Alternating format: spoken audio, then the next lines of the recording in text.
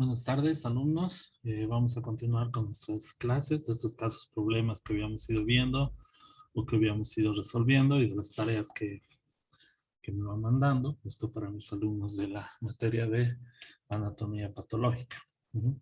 Nosotros habíamos puesto este caso en nuestra aula virtual. Es una mujer de 55 años de edad con antecedente de hipertensión arterial, idiopática. Se presenta a la consulta por presentar una lesión cutánea, que ella refería que era como un lunar, en el antebrazo izquierdo, de al menos 8 años de evolución, que en la actualidad aumentaba de tamaño, presentaba bordes irregulares, o sea, asimetría, cambios de color, hipopigmentación y un color azulado y marrón, que en ocasiones refería también picazón. Y bueno, también últimamente, en los últimos días, sangrados irregulares de la lesión, ¿no? Acá ya estamos viendo una característica muy importante de la patología a diagnosticar, que muchos de ustedes me pusieron en su tarea, el ABCD de esta patología, ¿no? Pero bueno, igual, vamos a ir desglosándola. Las características macroscópicas de la lesión: es una lesión névica, de bordes irregulares, como pueden ver, esta es una lesión realmente asimétrica y también de coloración. En sectores tiene una coloración mucho más oscura, por así decirlo, más profunda, en otras incluso un poco azulada, como nosotros la podemos ver acá, ¿no? Y nos damos cuenta también que el resto de la piel presenta otras lesiones névicas, podríamos decir, o algún daño actínico, algún daño solar también, ¿no? El resto de la piel circundante a la lesión. Entre los hallazgos histológicos, vamos a describir las láminas. Esta es la epidermis. Acá la epidermis realmente ustedes se pueden ver, pierde su continuidad, se ulcera, y lo podemos ver este aumento. Y a partir de la ulceración de la epidermis, obviamente con un compromiso epidérmico, ya podemos ver una proliferación, ¿no? Que infiltra ya sea la epidermis y toda la dermis, al menos intermedia, ¿no? Esto es una biopsia. Acá también vemos la epidermis y acá ya vemos la ulceración y el resto de la proliferación atípica neoplásica. Incluso ya este aumento podemos ver algunos sectores mucho más pigmentados, ¿no? A mayor aumento, estas eran las características celulares que teníamos, ¿no? Eran células pleomórficas. Comparamos un núcleo con otro núcleo o con otro núcleo, vemos que hay una diferenciación en cuanto al tamaño, en cuanto a la estructura. Estamos hablando de un pleomorfismo nuclear. Se disponían estos nidos como haciendo o esbozando algunas tecas e infiltrando el estroma, ¿no? Habiendo una disrupción en el estroma por estas células tumorales presentes en las muestras, y en este sector ya veíamos unas células pigmentadas, ¿no? A mayor aumento, la pigmentación, como pueden ver acá, células pigmentadas, y podemos ver algunas células incluso ausadas, de núcleos ausados, algunas estructuras vasculares dilatadas, con algunas células que podrían ser neoplásicas dentro de la luz. Podríamos estar hablando de que ya existen unas embolias vasculares, aunque generalmente las embolias están pegadas a la pared del vaso, pero estas son muy sospechosas, ¿no? Y acá este aumento, lo que más, obviamente vemos núcleos pleomórficos con un nucleolo evidente, y vemos algunas figuras mitóticas, ¿no? Algunas células que están entrando en mitosis, que son células, son mitosis atípicas, ¿no? Eso lo quiero. Entonces, teniendo en cuenta los hallazgos macroscópicos y microscópicos, podría definir si estamos frente a una lesión maligna o benigna. Es una lesión que progresa de bordes, desde un punto de vista macroscópico, que progresa, aumenta de tamaño, cambia de coloración, produce picazón, sangrado, hay una sintomatología que afecta al paciente, los bordes son irregulares, y bueno, los hallazgos microscópicos que acabamos de describir, hablaríamos obviamente de una lesión maligna, ¿no? Tomando en cuenta las láminas 3 y 4, realizo una descripción histológica de la proliferación. Lo que me interesaba era que haga una pequeña descripción de las células, acentuando sobre todo en el nucleo evidente, el pleomorfismo nuclear, las mitosis, el pleomorfismo nuclear, y bueno, y la pigmentación que podíamos ver, ¿no? A mayor aumento. ¿Cuál es la hipótesis diagnóstica desde un punto de vista histopatológico? Obviamente es una lesión névica típica, es un melanoma, ¿no? ¿Y qué marcadores inmunohistoquímicos utilizaríamos para corroborar el diagnóstico histopatológico? Ahora que desglosemos el tema, lo vamos a ir viendo, ¿no? Pero bueno, estamos hablando en sí de un melanoma, ¿no? Para describir el melanoma, tenemos que ver que una incidencia del 3 a 7% en la población europea, donde más se va a ver. En Estados Unidos, el 2% de su población. El melanoma representa el 1% de los cánceres de piel. Se ha visto una incidencia incrementada, aumentada en estos últimos 50 años. Ajá. Se habla de una incidencia mayor en las zonas pericuatoriales. La relación entre masculino y femenino, hay un predominio escaso de 1.5 a 1 sobre el femenino, o sea, hay un predominio en el sexo masculino. Y bueno, como factores de riesgo está la exposición de la población, obviamente, al sol. Acá hay una escala que ve cómo gradúa la exposición al sol. Ustedes pueden buscarla. Los antecedentes personales o familiares de historias de melanoma o pacientes que tienen muchas lesiones névicas también es una característica, es un factor de riesgo. La intensa o intermitente exposición a los rayos solares o las luces ultravioletas, como también aquellas luces ultravioletas que se producen de otra fuente que no sea solar, ¿no? Hay un aumento después de los 50 años. Y la displasia, aquellos que presentan nevos displásicos generalmente también tienen mayor riesgo de progresar hacia un melanoma, ¿no? Como podría ser el caso de nuestra paciente, ¿no? Y se ha visto todas esas alteraciones genéticas, ajá, eh, en el melanoma, ¿no? Muchas de estas ya se están estudiando en tacos de parafina o se están haciendo muchos estudios para establecer un pronóstico y un diagnóstico o incluso una terapéutica para este tipo de tumores. Acá les dejo la escala si la quieren ver, la pueden buscar o estos son los artículos donde pueden recabar mayor información sobre las alteraciones moleculares que presenta esta patología, ¿no? Si bien si hablamos de una localización, siempre se dice que el melanoma puede pasar en cualquier parte de la superficie cutánea. Eh, Generalmente los sitios más frecuentes en las mujeres son las extremidades y los troncos en los hombres. Nuestra paciente era mujer y presentaba uno en el brazo. También tenemos melanomas extracutáneos, ¿no? En mayor porción en la uvea, en el ojo, en la región anorrectal, en el tracto digestivo superior, en el tracto sinusal y en la lectomeninge, ¿no? En mi experiencia, he visto muchos melanomas oculares, he visto melanomas en el tracto gastrodigestivo y he visto he visto más melanomas en el tracto sinusal que en el tracto aerodigestivo. Pero bueno, esto puede variar, ¿no? Para empezar a extender o hablar del melanoma, tenemos que definir a la célula, por así decirlo, progenitora o de la célula que le da la estirpe a este tipo de lesión tumoral. Obviamente sabemos que la epidermis, aparte de tener los queratinocitos, tiene un grupo de células con distintas funciones que se conocen como células dendríticas.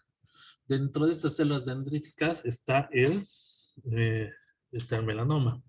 El melanocito, está el melanocito, ¿no? El melanocito es una célula que se dispone en la base de la epidermis, como pueden ver acá.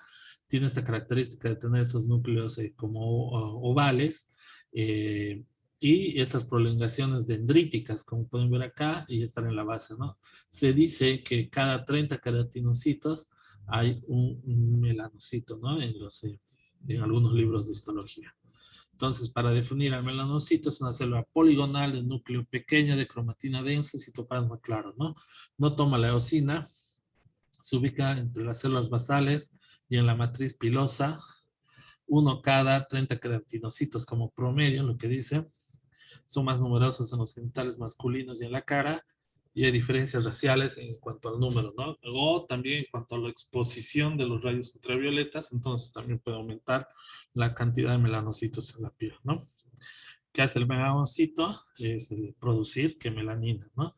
El melanocito, a partir del aparato de Golgi, se van formando los premelanosomas, que van migrando desde el queratinocito a través de las prolongaciones dendríticas hasta formar el melanosoma inicial y el melanosoma que va a ser secretado del queratinocito. El melanosoma deriva de otras proteínas o enzimas o, por así decirlo, de otros tipos de aminoácidos como la tirosina. Se van formando los melanosomas y la melanina, que después estos van a pasar por factores propiamente endocíticos de la célula a los queratinocitos, ¿no? Se van a degradar mucho más rápido en la gente de piel clara, y en la gente de piel oscura se va a mantener, sobre todo en vesículas dentro del citoplasma del queratinocito, y por eso es de la pigmentación de la piel, ¿no? La etiología, bueno, el melanoma ocurre cuando hay algún problema con las células productoras de melanina, ¿no? O propiamente los melanocitos que le dan color a la piel, ¿no? Hay una combinación de factores, entre ellos los ambientales y los genéticos, pero sin embargo todos postulan que la radiación ultravioleta del sol o fuentes endógenas, exógenas, por así decirlo, de radiación ultravioletas, son las principales causas de melanoma, aunque ya hemos visto que también existe alguna serie de alteraciones moleculares que pueden determinar la presencia de esos tumores, sobre todo a nivel extracutáneo, como habíamos visto en las localizaciones extracutáneas, ¿no? Entonces el melanoma puede ocurrir de nuevo o desarrollarse ya sobre un nevo preexistente, ¿no? Que se conoce como melanoma desarrollado en un nevus, ¿no? La exposición de los rayos ultravioletas, hemos dicho, es un factor etiológico. En este artículo podemos ver que hay dos categorías según el daño solar acumulado. Entonces, según el daño solar acumulado, puede ser de alto o de bajo grado, o los describen también entre 1 y 3 según la clasificación. O hay algunos melanomas que no están asociados a un daño solar acumulado, también entran dentro de esta clasificación, la que pueden verla o revisarla en este artículo. Bueno, y hay algunos melanomas esquizoides, melanomas sacrales, melanomas en la región genital, o melanomas que se desarrollan de otras lesiones preexistentes melanocíticas como las que estamos, como las que acabamos de describir, ¿no?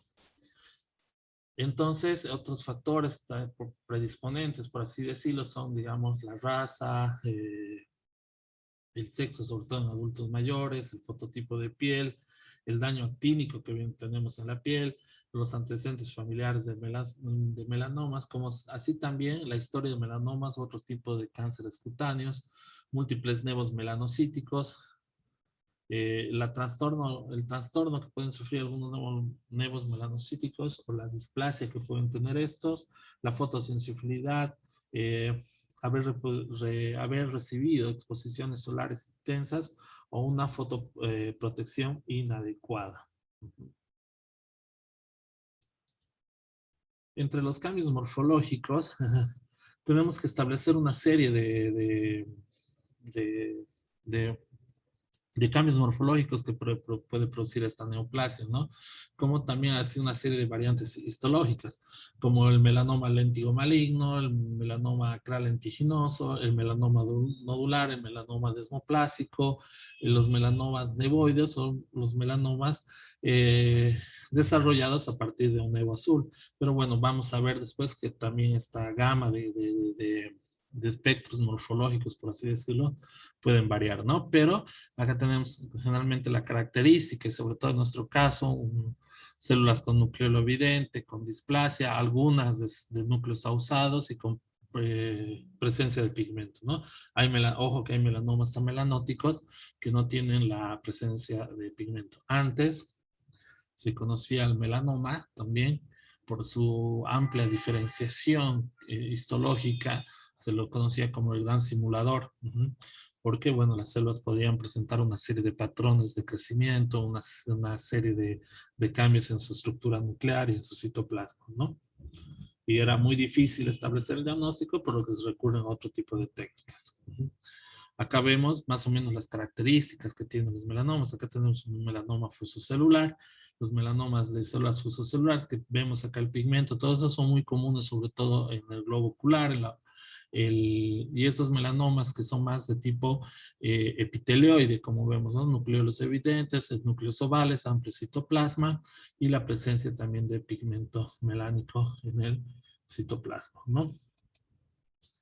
Desde los cambios morfológicos, por así decirlo, macroscópicos, vemos que hay un diámetro que generalmente aumenta, excede los 6 milímetros, hay una asimetría. ¿Cómo se mide la citometría? ¿Cómo nos damos cuenta o cómo podemos ver si una lesión es asimétrica? Pues en este caso, trazamos una línea dividiendo o hemiseccionando, que sea imaginariamente, la lesión, y vemos que la mitad superior es totalmente distinta a la mitad inferior. Estamos hablando de que hay una sintometría o una línea tangencial también. Si comparamos esta mitad con la otra mitad, vemos realmente una gran asimetría, ¿no? La evolución, cómo va evolucionando, cómo se va expandiendo. Recuerden la imagen. Vean esta diapositiva que les voy a pasar y después vuelvan a ver la foto de nuestro paciente de la foto macroscópica y van a ver cómo encaja en todo esto y los cambios de colores, ¿no? Obviamente que también está asociado a sangrado, a picazón y otra serie de síntomas, ¿no? Que puede referir el paciente, ¿no?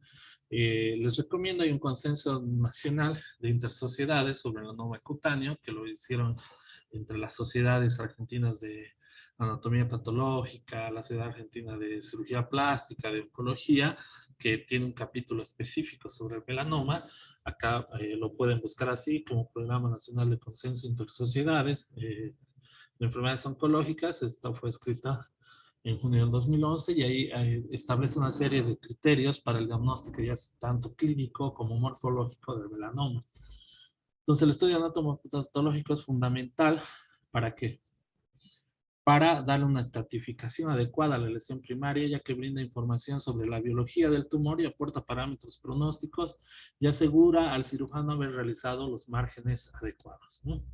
Entonces, ¿qué es lo que tiene que tener un informe patológico? Obviamente la localización anatómica. De acuerdo a la localización anatómica también podemos establecer si se le va a hacer un vaciamiento ganglionar, de dónde vamos a sacar el ganglio o el primer ganglio que sería comprometido, que se conoce también como el ganglio sentinel.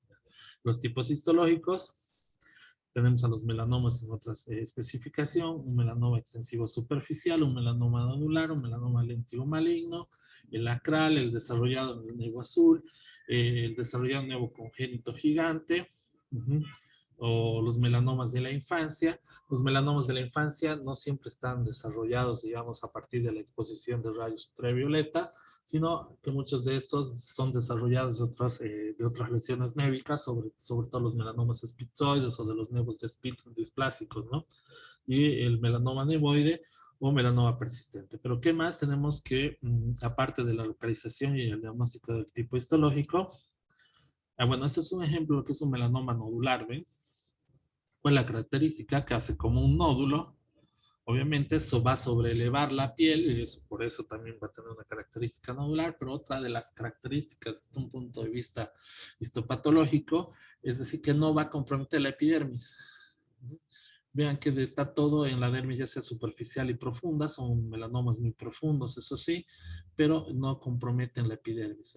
Generalmente acá, o en esta microfotografía, la epidermis está conservada en su mayor parte, ¿no? No como el que nosotros teníamos, que es un melanoma que ulcera toda la epidermis, ya lo vamos a ver, y destruye la epidermis y va desde la epidermis hasta la profundidad. En nuestro caso sería más un melanoma extensivo superficial en fase de crecimiento vertical. Otra cosa que es importante poner en el informe histopatológico, el espesor de Breslow, ¿no?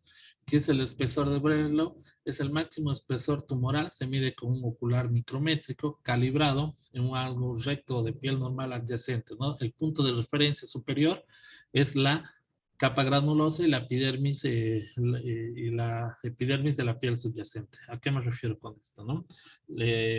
Cuando nosotros tenemos la lesión, tenemos que medir la profundidad desde la capa granulosa hasta la parte más profunda de la lesión tumoral, ¿no? Y la tenemos que medir en milímetros, ese es el espesor de Breslow, ¿no? Los estadios, puede haber una estadificación, por así decirlo, aparte del espesor, a partir del espesor de Breslow, según si es menos de 1 milímetro, de 1,2 o 2, o estadios 4 mayores a 4 milímetros, que están también, hay estudios que relacionan estos tipos de estadios o la profundidad, no la profundidad, el espesor de esta proliferación neoplásica con el riesgo de sobrevida a los 5 años, como pueden ver aquí, ¿no? Entonces, por ejemplo, un estadio 4, un espesor de Breslow mayor a 4 milímetros, está asociado a un 50% de sobrevivencia, de supervivencia a partir de los 5 años del diagnóstico, ¿no? Es muy pobre el pronóstico. La ulceración es importante, o sea, el compromiso epidérmico, como nosotros podemos ver, hay que siempre contemplar si nuestra lesión está ulcerada, si hay el compromiso epidérmico y si nuestra lesión está ulcerada. Acá ya tendría que estar la dermis, pero ya no se ve por esta ulceración que puede ser a partir de un infiltrado inflamatorio o depósitos fibrinoleucocitarios o por las mismas células tumorales que conforman la neoplasia, ¿no? Buscar la presencia de satelitosis o satélites microscópicos. ¿Qué son los satélites microscópicos? Son nidos discontinuos de células metastásicas de más de 0.5 milímetros de diámetro que están claramente separados del componente principal del tumor, por lo menos por 0.3 milímetros, ¿no? De la dermis tumoral. ¿Dónde se tiene que buscar esto? En el corte donde se efectuó la determinación de Breslow. Acuérdense que el Breslow se mide a partir de la capa granulosa hasta el borde más profundo de infiltración tumoral. Entonces ahí hay que buscar los satélites microscópicos. Fíjense, acá llegaba el borde de infiltración, hay un espacio de tejido sano y acá tenemos otro nido tumoral. Eso es la satelitosis, ¿no? Generalmente también está asociada a peor pronóstico cuando encontramos este tipo de lesión, ¿no?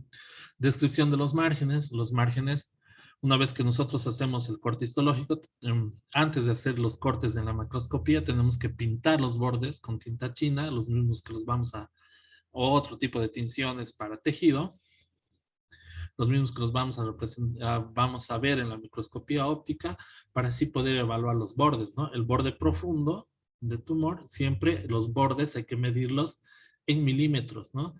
Digamos, cuánto es el margen profundo, porque aquí hay que hacer una diferenciación clara, no solo para las células, para este tipo de tumor, sino para todos los tumores. Una cosa es el margen y otra es el borde, ¿no?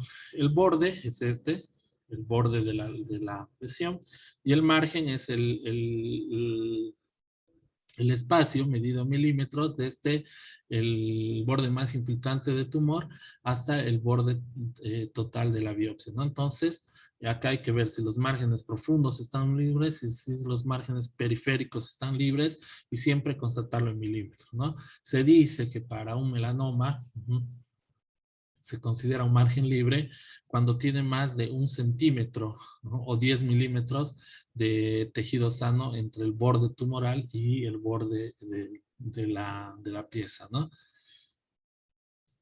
O sea, los márgenes de seguridad serían aproximadamente de 10 milímetros a 1 centímetro. Recuento mitótico es un factor de pronóstico adverso en un melanoma. Encontrar una mitosis ya representa un factor pronóstico pobre en el paciente.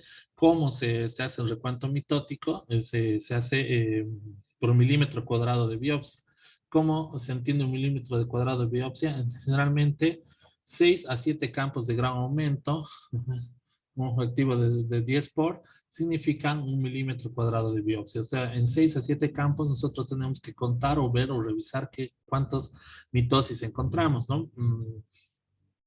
El hotspot es el lugar donde generalmente se aconseja buscar las mitosis. ¿Dónde es esto? En el borde más profundo de infiltración, donde también medimos el Breslow, o en el lugar más densamente poblado por una población tumoral. Ahí tenemos que buscar las mitosis, ¿no? Esa localización o ese lugar se conoce como la zona hotspot, ¿no?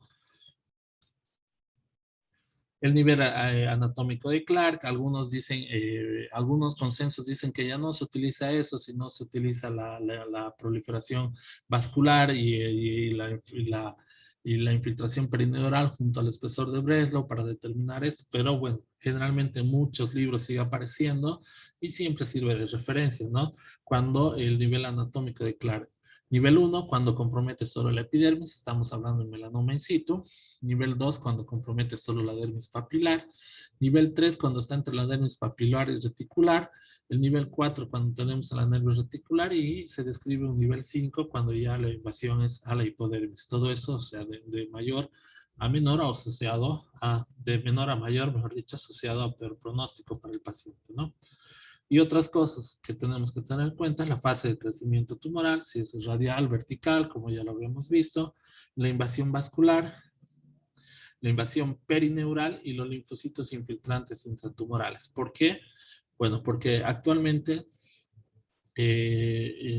los linfocitos infiltrantes intratumorales tienen un factor determinante, o se están haciendo muchos estudios donde se están viendo que esos linfocitos tienen algunas moléculas que pueden destruir las células tumorales, moléculas que se pueden marcar, sobre todo por algunos medios de inmunohistoquímica, o como las moléculas del PDL1, que cuando el linfocito tiene esta molécula, esta proteína, generalmente se dice que este linfocito va a atacar sobre la célula tumoral. Estos estudios, ¿por qué se hacen o por qué se piden?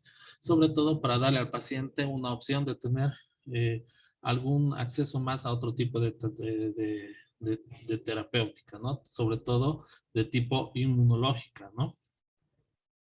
Una inmunoterapia.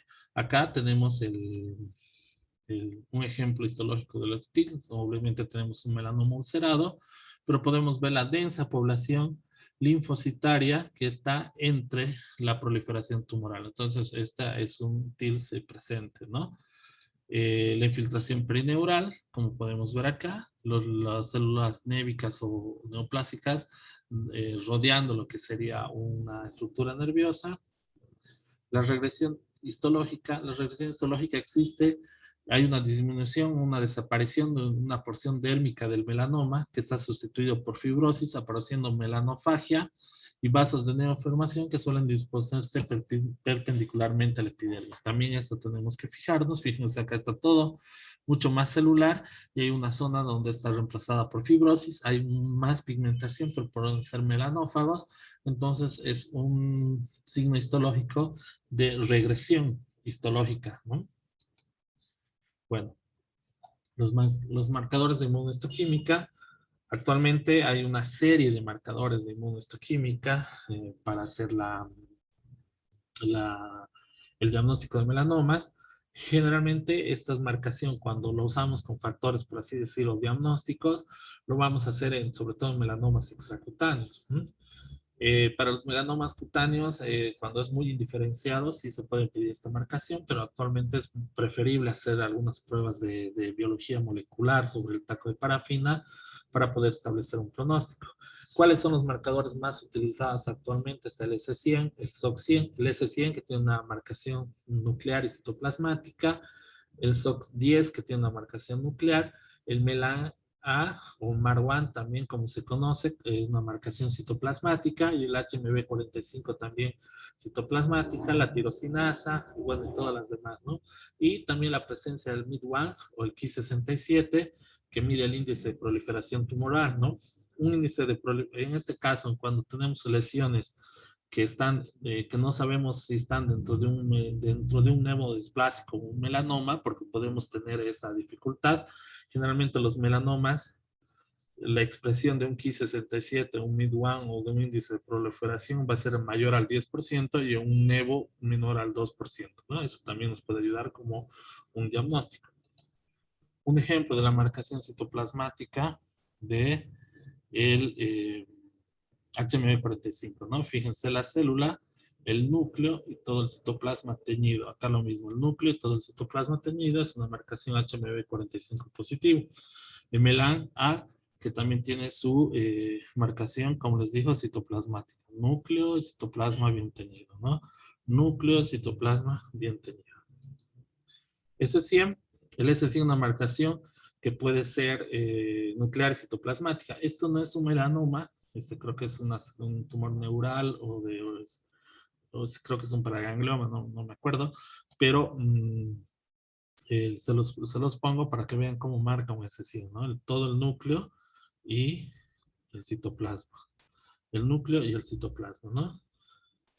El SOC 100, uno de los más, el SOC 10, uno de los más usados, uno de los más nuevos, por así decirlo, la marcación también acá positiva, ¿no? Bueno, y actualmente existe una serie de marcadores que se hacen a través de biología molecular. El CD quinasa 2A está sobre todo en estudio, la P53 y la P3K también están en estudio. Los que más están pidiendo actualmente son la mutación del BRAF, eso sí, sí o sí se pide casi en todos los melanomas, ya sea extracutáneos o cutáneos, es porque mide e induce o nos da un parámetro sobre lo que es la expansión clonal y la progresión del tumor. Lo mismo que las mutaciones KIT, ¿no? Bueno, hay unas, si ustedes ven y aún un poco más en las